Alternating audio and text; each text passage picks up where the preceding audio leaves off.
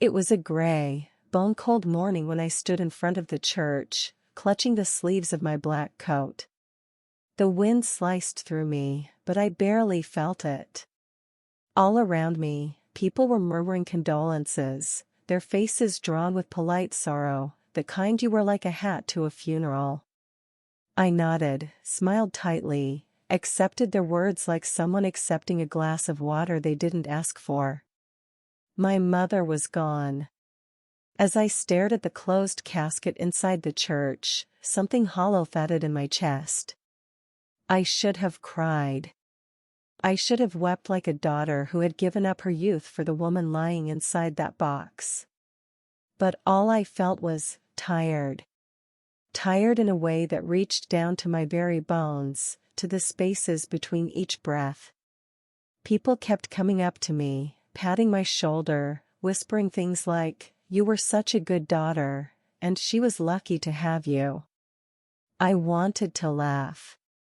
Or scream. Maybe both. Lucky? Is that what they called it? 27 years. That's how long I gave away. 27 years of birthdays spent by hospital beds, holidays in sterile living rooms with blinking monitors, New Year's Eve spent alone because I couldn't leave her side. I was 21 when it started. A call in the middle of the night, you know the kind. The ones that tear your world in half before you even sit up.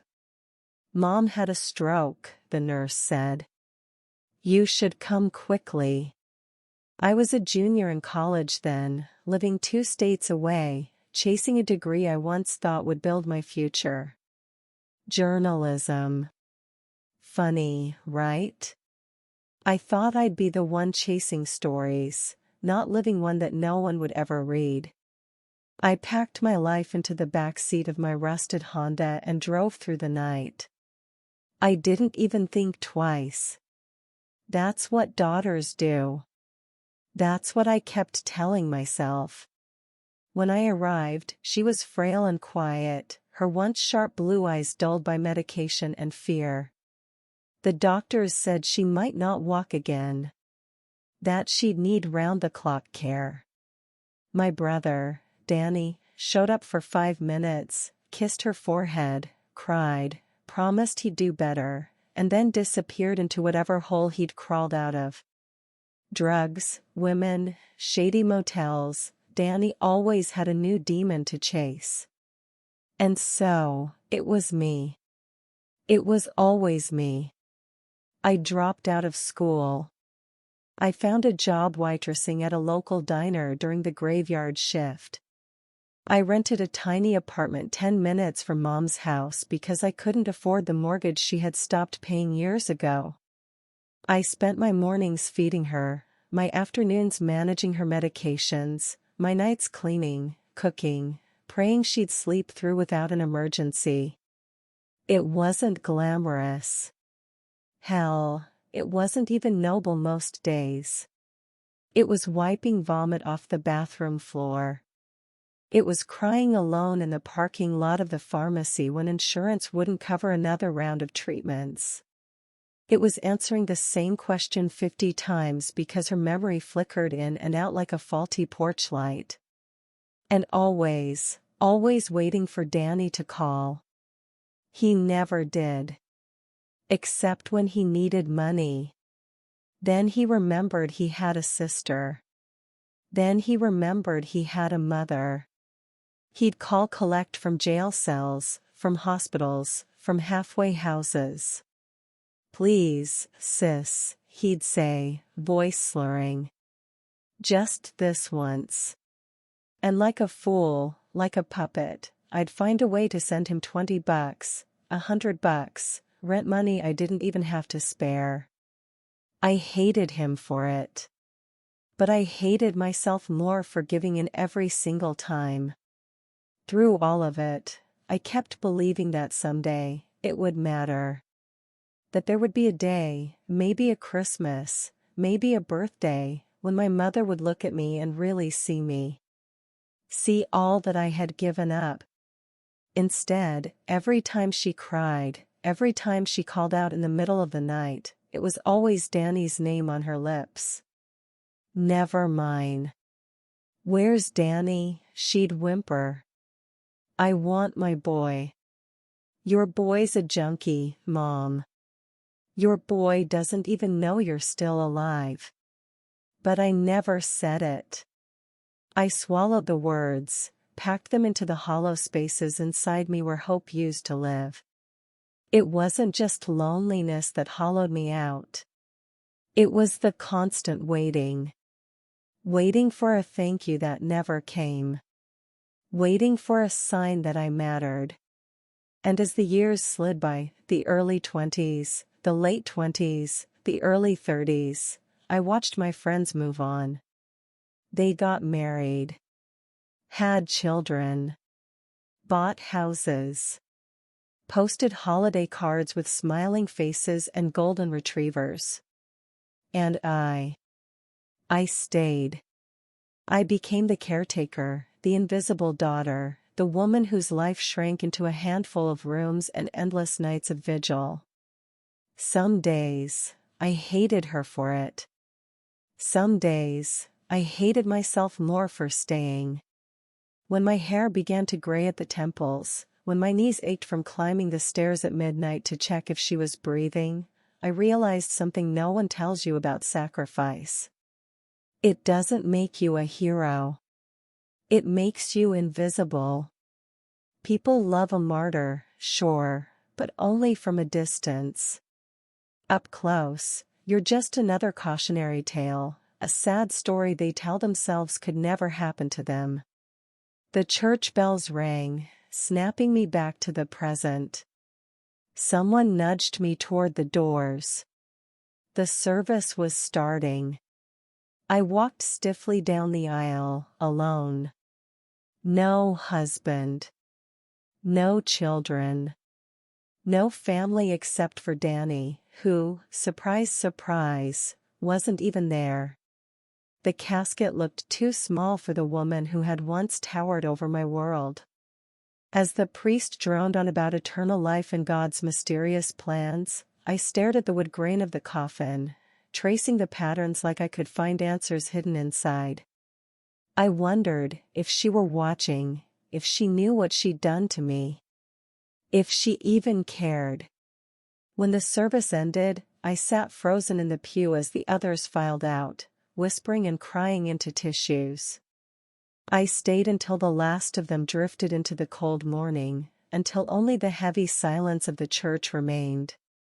I stood slowly, my knees cracking, and approached the casket. I hope you found peace, I said softly. Because you sure as hell didn't leave any for me. My voice didn't even echo. It just disappeared into the heavy air. Outside, the wind howled like something wounded. I pulled my coat tighter around me and walked into it. I didn't know then that the real betrayal was still waiting for me, tucked inside a manila envelope in a lawyer's office, sealed with my mother's neat, careful handwriting. But I would find out soon enough. And when I did, it would break whatever was left of me. After the funeral, life didn't pause to let me grieve. There were bills to settle, a house to clean out, a million small details that didn't care whether I was ready or not. Death was messy like that. It didn't wrap itself up neatly with a black ribbon, it spilled everywhere, into every corner of the life that was left behind. I moved through those first weeks like a ghost, barely noticing the passing of days. Mornings bled into nights, nights into mornings. Time had lost meaning long before Mom died, and now it seemed determined to grind itself down to a dull, endless ache. Clearing out her house was like excavating an old battlefield. Every drawer I opened, every closet I emptied, brought back memories I wasn't ready to face. Her bedroom was the hardest. The scent of her, lavender and mothballs, clung stubbornly to the air. Her slippers sat neatly beside the bed, as if she might shuffle in at any moment, scolding me for making a mess. I found the pill bottles first. Dozens of them, some empty, some still rattling faintly with forgotten doses. Then the stacks of hospital bills, the junk mail, the appointment cards for specialists she never lived long enough to see. And tucked into the back of her closet, behind a row of faded dresses she hadn't worn in years, was the shoebox. Inside were photographs, yellowed, curling at the edges, of a life that felt like it had happened to someone else. There was Mom, young and smiling, holding a baby Danny in her arms. There was me, 6 years old, wearing a paper crown I'd made in school, beaming proudly as she hugged me. Somewhere along the line, that woman disappeared. Replaced by someone harder, sadder, more tired. And me? I guess I disappeared, too. Caretaking wasn't a job you clocked out of. It bled into everything. There were no weekends, no vacations, no sick days. If Mom had a bad night, and she often did, I was there. If she forgot how to turn off the stove and filled the house with smoke, I was there. If she fell in the bathroom and split her forehead open, I was the one who called the ambulance, rode with her to the ER, sat for hours under those buzzing fluorescent lights. I learned to measure time not in days or months, but in pill bottles emptied, prescriptions refilled, doctor visits survived. The outside world became a foreign country I could no longer afford the passport for. Friends stopped inviting me out after too many canceled plans. Boyfriends drifted away, unable to compete with the shadow hanging over my life. There was a time, God, I can hardly remember now, when I was engaged. His name was Mark. He wanted to take me to California, start a new life together, somewhere warm and free. I told him I couldn't leave. That Mom needed me. He said he understood. But a few months later, I found out he'd married someone else. Someone who didn't have a dying parent weighing down her every breath. I wasn't angry at him. How could I be? He chose life. I chose duty. Duty sounds noble until it devours you. Until the bright, sharp edges of your soul were down to nothing but blunt resignation. The truth is, I was afraid to leave her. Afraid of what people would say. Afraid of what it would mean about me, that I wasn't a good daughter, that I wasn't enough. It's a funny thing, guilt. It grows roots inside you so deep that even when you know you're being crushed by it, you cling to it like a drowning woman to a stone. Mom wasn't a cruel woman. Not really. She just needed so much. And I gave and gave and gave, until I forgot what it felt like to want anything for myself. Sometimes, late at night, when the house was dark and Mom was finally asleep, I would sit in the kitchen with a cup of cold coffee and let myself imagine another life. A life where I finished school. Where I traveled, saw the ocean, maybe wrote articles that changed lives. A life where I woke up without dread clawing at my throat. But those dreams always felt like they belonged to someone else. Someone younger, braver. Someone who hadn't spent the best years of her life wiping up blood and tears and broken memories. Danny called twice in those last years. Once to tell me he was getting clean. Once to ask for money. Both times, he promised to come visit Mom. Both times, he didn't. Still, she kept a framed photo of him on her nightstand. Not me.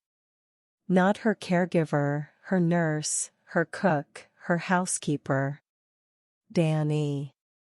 The golden boy who could do no wrong, even when everything he touched turned to ash. I used to tell myself it didn't matter. That love wasn't a ledger sheet you balanced at the end of the day. But deep down, I wanted her to love me the way she loved him. Blindly. Unconditionally. Even if I didn't deserve it. Especially because I did. Near the end, the days blurred together in a haze of hospital visits, oxygen tanks, physical therapy appointments. I learned how to adjust her bed so she wouldn't choke in her sleep. I learned how to inject insulin, change dressings, read the warning signs of another stroke. I became an expert in keeping her alive, and a stranger to everyone else, including myself. One night, about 2 months before she passed, she woke up confused, gasping for air. I rushed into her room, heart pounding. She grabbed my hand, her fingers like bird bones, and whispered, "Is that you, Danny?" I froze. For 1 second, I hated her with a fury so pure it terrified me. And then I hated myself for feeling it. I squeezed her hand. "No, Mom," I said. "It's me. It's Anna." She smiled weakly, her eyes already drifting shut again. "Good boy," she mumbled. And then she slept. I sat by her bed until dawn, holding her hand, even as tears slid silently down my face. Tears she never saw. Tears she never would have understood. People think grief is loud, sobbing, wailing, tearing your clothes. But sometimes, grief is just silence. A silence so heavy it bends your bones. A silence that wraps around you like a shroud and whispers, "This is all you'll ever be." When she died, I thought the worst was over. I thought I could finally start living my own life. I didn't know yet that grief had one final blow left to land. One that would leave a mark no time could ever erase.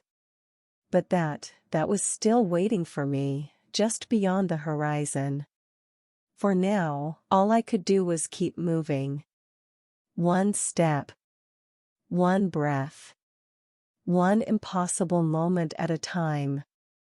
After Mom's funeral, I thought I would finally find peace.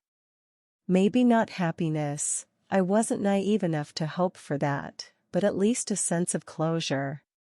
I imagined I would clean out her house, settle the paperwork, and quietly rebuild the broken pieces of my life. But Danny came back. And with him, came everything I had spent years trying to survive.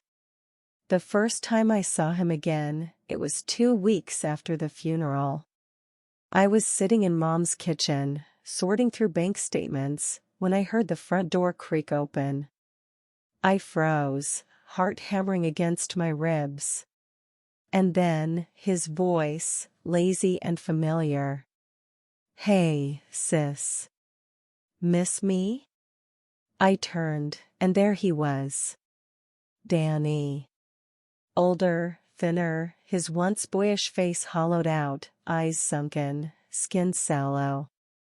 But still, somehow, with that same cocky half-smile that had gotten him out of trouble his whole life. He was wearing a leather jacket 2 sizes too big and carrying a duffel bag that smelled like stale cigarettes and bad decisions. For a long moment, we just stared at each other. Me, broken in ways he would never understand. Him unchanged, like time had skipped him out of pity or disdain. "Where the hell have you been?" I asked finally, my voice scraping out like sandpaper. He shrugged. "Here and there. Got clean for a while. Fell off the wagon. You know how it is." I didn't know. I would never know. Because while he was off chasing his next high, I was here, mopping up the ruins he left behind. Danny didn't come to mourn Mom. He came for what was left. Within an hour, he was digging through the drawers, opening cabinets, rifling through her jewelry box. Looking for cash, valuables, anything he could sell. When I told him to stop, he laughed. "Relax, Anna." She would have wanted me to have it. I wanted to hit him. I wanted to scream, to tell him that she deserved better, that I deserved better. But I didn't. Because part of me still carried the old scars of loyalty. Because part of me was still that little girl who used to follow him around the backyard, believing he hung the moon. That night, he passed out drunk on Mom's couch. I sat at the kitchen table, staring at him through the doorway, wondering how two people could come from the same blood and turn out so different. Mom always said he had a good heart. That he just needed a little more time. Time. That was the currency of my life, spent, wasted, given away to people who didn't even notice. In the days that followed, Danny spread through the house like a stain.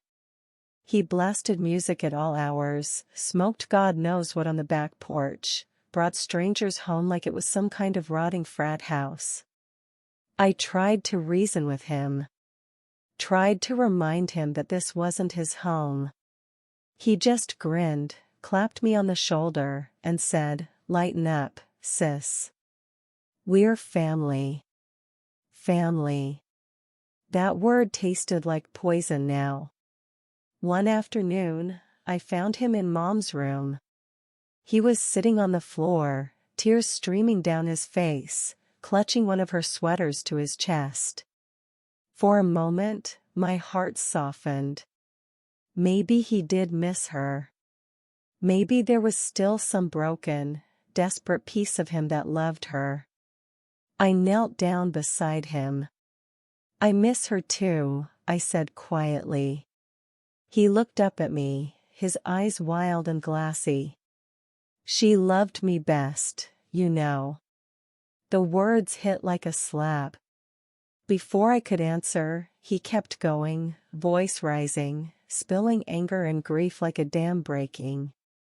"She loved me. Not you. You were just the nurse. You were just there because you had nowhere else to go." I recoiled like he'd punched me. Every sacrifice I had made, every sleepless night, every lonely birthday, every scraped-together paycheck, reduced to nothing in his mind.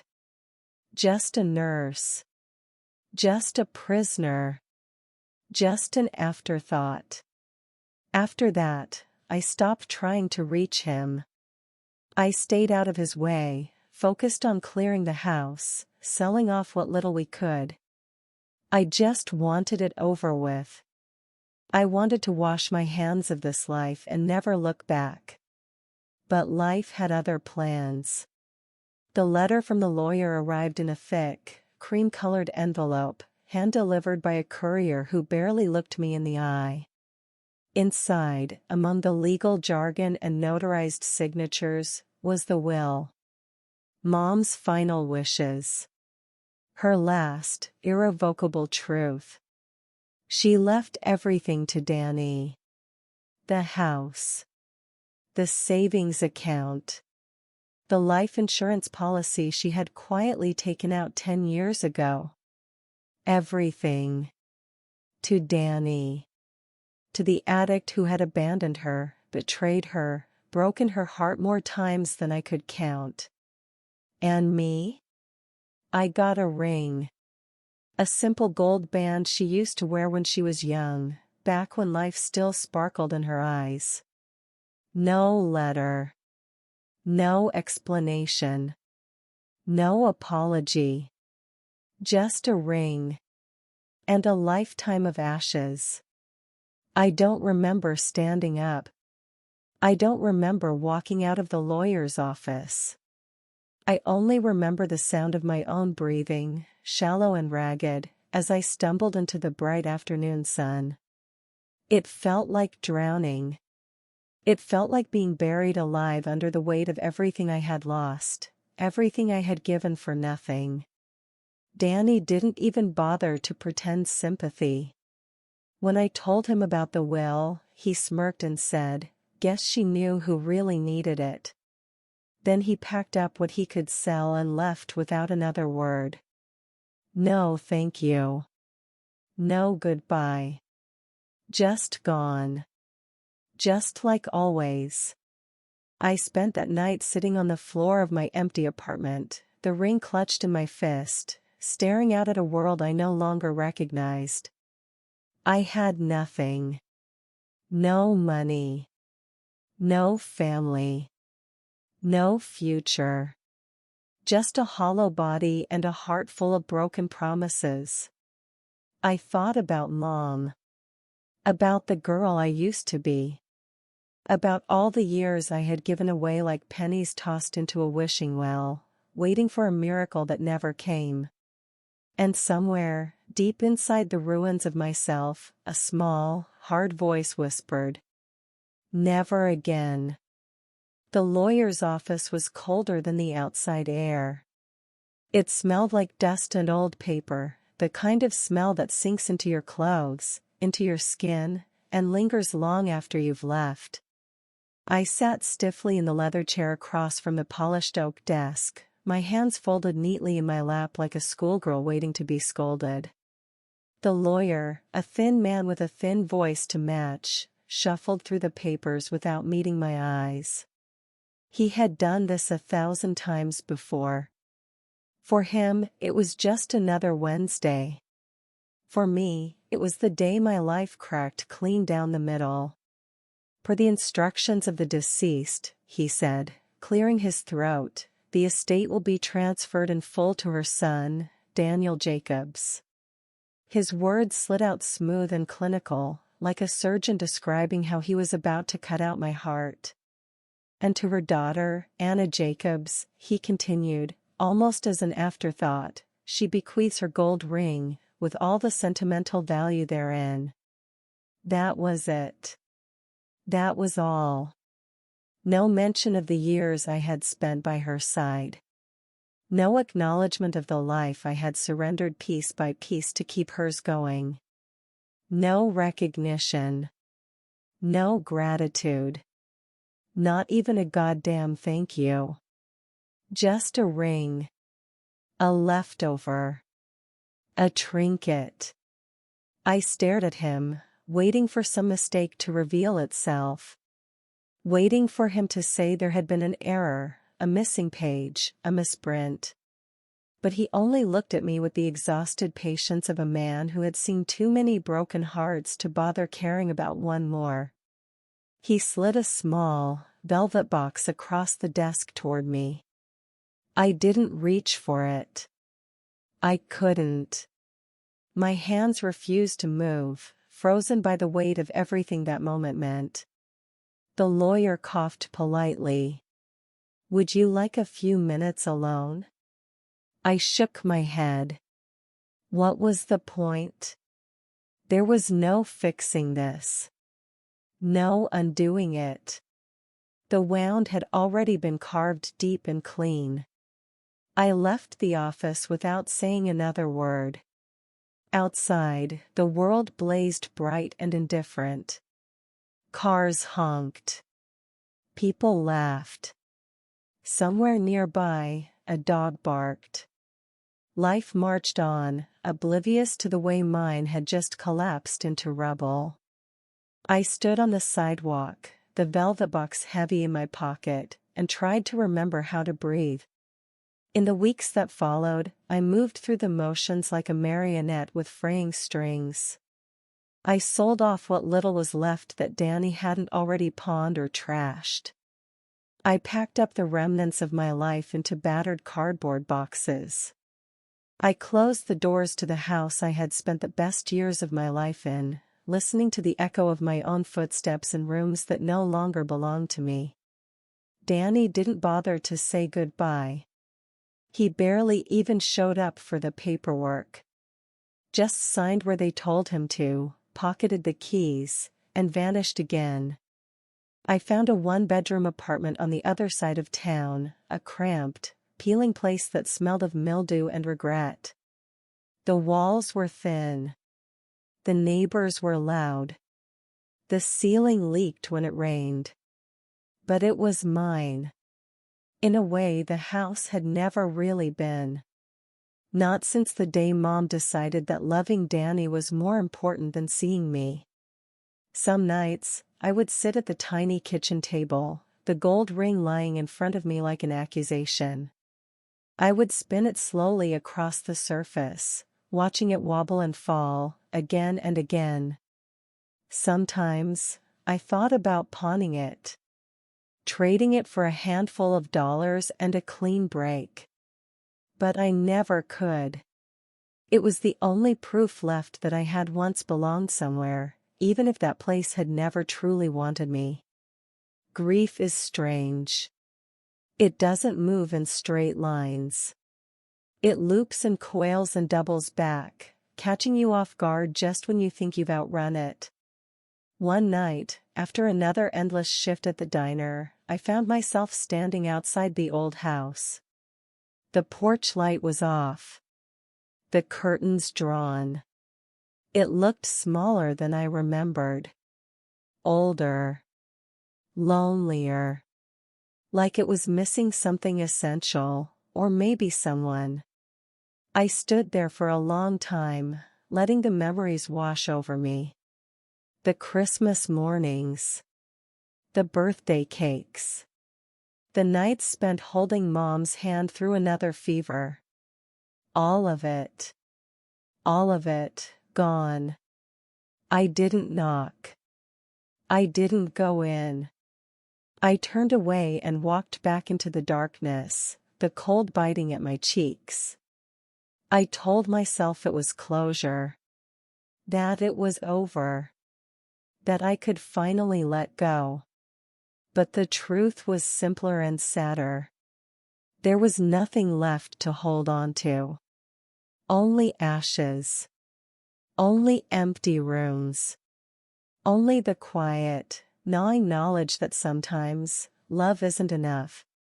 Sometimes, no matter how hard you try, you will never be enough. They say the dead can't hurt you. But they're wrong. The dead can haunt you in ways no living soul ever could. They live in the empty chairs, the unanswered phone calls, the quiet spaces where hope used to be. They live in the questions you never got to ask, the apologies you never got to hear, the love you kept offering long after it became clear it would never be returned. I didn't cry for my mother anymore. Not because I stopped missing her. But because somewhere along the way, I learned to stop expecting anything from a woman who had already taken everything I had to give. I learned that love isn't a guarantee. It's a gamble. And I lost. I lost everything. But losing everything has a strange kind of freedom, too. When there's nothing left to break, you stop being afraid of falling. You realize you can walk away from the wreckage and not look back. You realize you can survive. Not because you're strong. Not because you're brave. But because survival is the only choice left. In the beginning, survival was mechanical. Wake up. Breathe. Put one foot in front of the other. Repeat. There was no grand plan. No vision of a better future. Just a hollow kind of stubbornness that kept me moving when every part of me wanted to curl up and disappear. The world didn't pause to let me heal. The rent was due. The utilities didn't care about grief. Neither did the gnawing ache in my stomach when the fridge stood mostly empty. So I found a job. Not the kind of job I once dreamed about, no shining newsroom, no polished bylines. A diner. Third shift. Graveyard hours for graveyard wages. The kind of place where the smell of burnt coffee and fryer grease soaked into your skin and stayed there, no matter how many showers you took. My first night on the job, my hands shook so badly I dropped a tray full of plates. The manager, a middle-aged woman named Carla with sharp eyes and a soft heart, just sighed and handed me a mop. "You'll get the hang of it," she said. "Or you won't. Either way, the mess still needs cleaning." It wasn't kindness, exactly. But it was honesty. And that, more than anything, was what I needed. The customers came and went like ghosts. Truckers nursing bad coffee and worse regrets. College kids cramming for exams. Drunks sobering up enough to stumble home. No one asked about my past. No one cared. And for the first time in my life, that felt like a mercy. I rented a cheap second-hand bike from a pawn shop and rode it to work and back. Rain or shine. Through winter slush and summer dust. My thighs ached. My hands blistered. But every mile was a mile away from the life I had left behind. At night, in the tiny apartment that smelled of mold and old cigarette smoke, I started to build a new kind of life out of the ashes. Small things, at first. A chipped coffee mug from the thrift store with a crack running through the handle. A paperback novel left behind in the diner's lost and found, its pages curled and yellowing. A second-hand radio that only got 3 stations, but filled the silence with old country songs and late-night talk shows. None of it was pretty. None of it was special. But it was mine. Loneliness was a constant, like a dull ache in a broken tooth. There were nights I sat cross-legged on the floor, watching the shadows crawl across the walls, and wondered if this was all there would ever be. But the longer I stayed alive, the more I realized something I had never dared believe before. I wasn't waiting for anyone to save me. There was no one coming. And maybe, just maybe, that wasn't a tragedy. Maybe it was freedom. Sometimes, Carla would let me stay after my shift ended, nursing a free cup of coffee as the sun dragged itself up over the horizon. She never asked questions. Never offered advice. Just poured me another cup and wiped down the counter while I sat there, quietly stitching myself back together one breath at a time. It wasn't love. It wasn't family. But it was enough. For now. Once, a man came into the diner, a stranger with kind eyes and a laugh that sounded like an old guitar string. He sat at the corner booth every night for a week, always ordering the same thing, pancakes, extra butter. The third night, he left a note scribbled on the back of his receipt. "You deserve more smiles than you know." I never saw him again. But I kept that scrap of paper tucked inside my wallet, like a talisman against the dark. Healing wasn't a straight line. Some days, I felt almost whole. Other days, the past dragged me under like a riptide. Some mornings, I woke up convinced I was still in the old house, still trapped under the weight of duty and disappointment. Other mornings, I opened my eyes and felt the sharp, painful joy of knowing I was free. Broken. But free. Money was tight. Sometimes brutally so. I learned to stretch $1 until it screamed. Ramen noodles, canned beans, the cheapest rice I could find. I pawned my few pieces of jewelry, except the ring. I couldn't let go of that. Not because it meant love, I knew better by then. But because it was proof that I had survived it. Proof that I could hold the weight of my own sorrow and still stand. Bit by bit, life crept back in. Not in grand, sweeping gestures, but in the small, stubborn ways that life always insists on. The way the sun warmed my face when I biked to work. The way the radio crackled to life with a song I hadn't heard since I was a teenager. The way the diner smelled at dawn, when the first batch of biscuits came out of the oven. Tiny things. Ordinary things. But after everything, they felt like miracles. One evening, long after my shift ended, I sat by the cracked window of my apartment, the city lights flickering in the distance, and realized something. I didn't hate my mother anymore. I didn't forgive her either. Forgiveness was too big, too complicated. But I didn't need to carry the weight of her choices anymore. I didn't need to keep bleeding for a woman who was never going to bandage the wounds she left behind. She was gone. Danny was gone. The past was gone. And me? I was still here.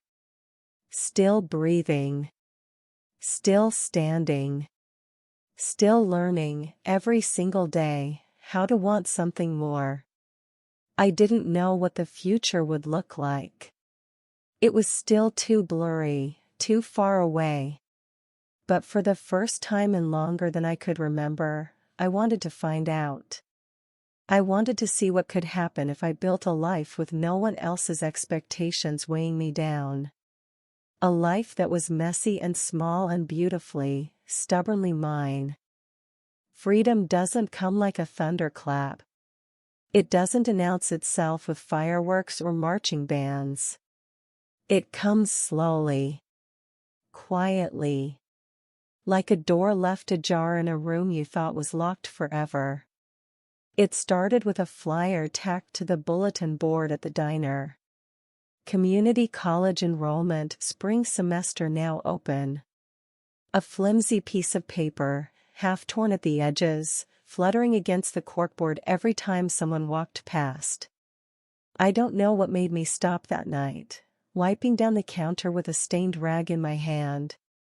Maybe it was the way the word open looked, stretched wide and inviting. Maybe it was just exhaustion, that dangerous brand of tiredness that makes you reckless enough to hope again. I stood there for a long time, staring at that flyer, while the night shift buzzed around me. And then, before I could talk myself out of it, I tore off one of the little paper tabs with the phone number. It felt stupid. It felt impossible. It felt alive. The next morning, after my shift ended and the sun had barely cracked over the rooftops, I called. A woman answered, her voice bright and crackling with too much caffeine. She asked me questions. Told me about the enrollment deadlines. Explained how the financial aid forms worked. I barely understood half of it. But I listened. And I wrote it all down in shaky handwriting. And I promised myself I would show up. Even if I was scared. Even if I didn't believe I belonged there anymore. Especially because I didn't believe I belonged there anymore.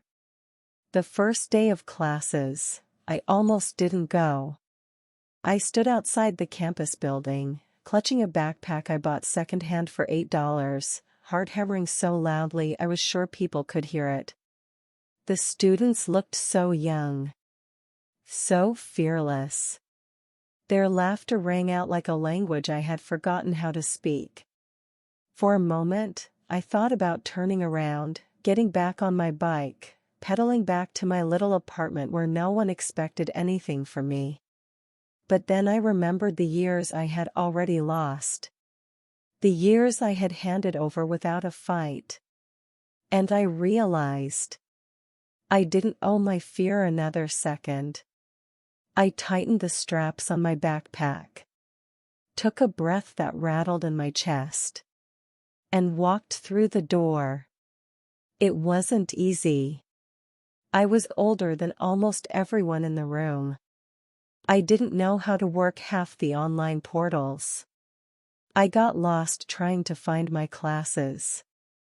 I felt stupid and small and impossibly out of place. But every day, I showed up. Every morning, before the sun rose, I rode my bike to the diner, worked my shift, and then pedaled across town to sit in classrooms where nobody knew my name, nobody cared about my past. I was nobody there. And that, somehow, was the greatest gift. One afternoon, after a particularly brutal exam, I sat under a cracked oak tree on campus and watched the students rush by. I wasn't part of them, not yet. Maybe not ever. But I was here. I was trying. And in that moment, that was enough. At night, in my tiny apartment, I would sit by the window and study, the gold ring still lying on the table beside me. Not as a reminder of what I had lost. Not anymore. But as a testament to what I had survived. Every chapter one read. Every essay I wrote. Every small, stubborn act of hope, they were stitches, sewing myself back together from the inside out. Not because anyone was watching. Not because anyone would ever give me a medal. But because, for the first time in my life, I wanted it for myself. Some nights, the past still tried to pull me under. Whispers of what could have been. Ghosts of what was never going to be. But they didn't own me anymore. Grief was no longer a chain around my ankles. It was just a scar. A place where I had been broken and healed, not perfectly, but enough. I didn't know where the road would lead. Maybe to a better job. Maybe to a quiet life, a little apartment with a garden out back. Maybe just to more long days and longer nights. But wherever it led, it would be mine. Every choice, every mistake, every victory, every heartbreak. Mine. No more sacrifices at altars that didn't see me. No more begging for love that was never mine to claim. No more waiting for someone to rescue me. I was my own salvation now. One evening, as spring crept back into the air and the world thawed into color again, I slipped the gold ring onto my finger. It didn't feel like a chain anymore. It felt like a reminder that even the broken can be beautiful. That survival, in all its messy, ragged, miraculous glory, is a kind of victory too. I stood at the window, watching the sunset bleed across the sky, and for the first time in what felt like forever, I smiled. Not because life was easy. Not because the pain was gone. But because I was still here. Still standing. Still breathing. Still free. And for me, that was enough. More than enough.